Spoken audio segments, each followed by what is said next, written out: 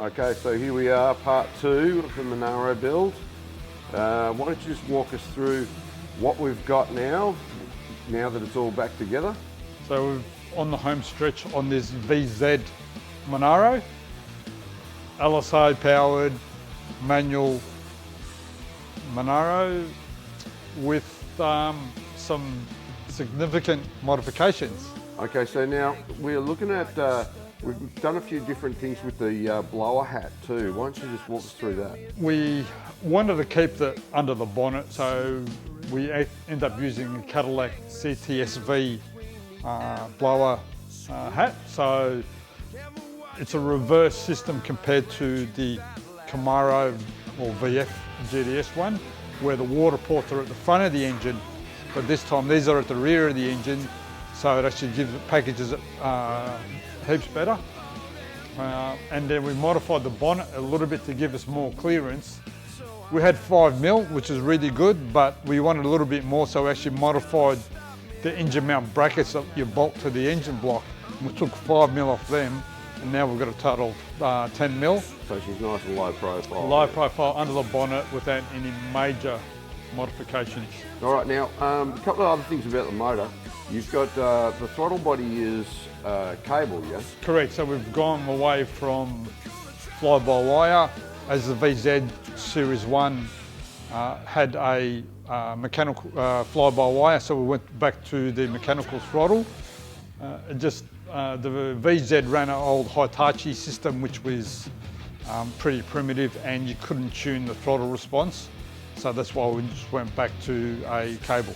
All right, so and we've done a couple of other little innovations with this one, with regard to like the cooler lines and stuff like that. So we modified the bumper, yeah?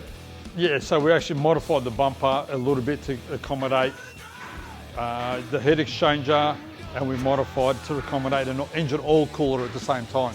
Right, and that's plumbed out to a reservoir underneath the passenger side guard, yeah? Yes. Yeah, okay, yep. cool. Yep. And talk me through the tanks, like the intercooler tank. And we've got, on the front section of the intercooler of the tank, we've got an intercooler tank, and the rear is an oil breather system, catch can system. So we've just integrated it all so it looks uniform, looks like it's all one piece.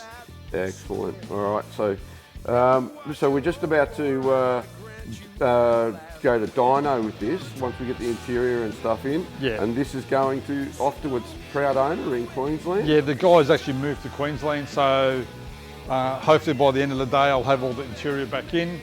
We'll get a wheel alignment done, and then all going well, we'll have it on the dyno Friday morning. Okay, now talk me through. So we've done the brakes, and we've got new shoes on it. Yes. So we've ended up going to a front wheels are a single piece Simmon, and on the rear went to a 3-piece Simmon. So we went to a 295 11-inch rim on the rear, and just the standard 8-inch rim on the front on the for the VZ. Okay, and if we go around to the rear of the car, we can have a look. Like, it's very, very minimally intrusive. We've got the fuel system has now got a surge tank in it. That's right. So the standard tank is just not a high pressure system. It's just a low pressure system. So it feeds the surge tank underneath the car. We're running 360 horsepower fuel pumps. Fuel pumps, yeah. Yeah, right. Yeah. Okay. Yeah, no. And as you can see, we've done the midi tubs in there. And so midi tubs, again, you can't really tell. Very, very little modifications to get it to work. Talk me through the pipes. We wanted to move away from the twin 3-inch sort of system like the factory VF,